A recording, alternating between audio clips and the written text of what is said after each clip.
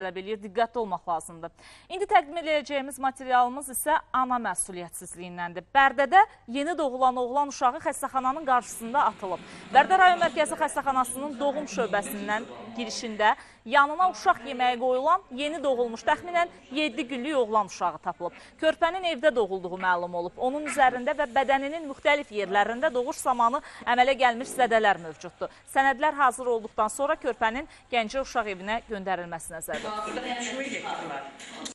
Dünən 11-15 radələrində tibb işçisi tərəfindən müəyyən olunmuşdu ki, orada sumkada bir nəsə atılıb. Biz getdik, baxdıq, gördüm ki, sumkada uşaqdır.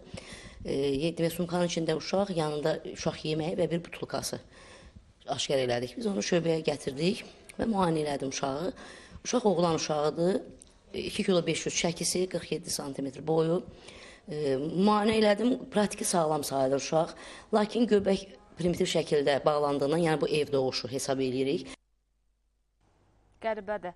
Ana ürəyi uşağı yeməksiz qoymayıb. Yəni faktlarda var idi ki, uşağın yanında yeməyini də qoyub anası, amma nədənsə körpəsini atmağa ürəyi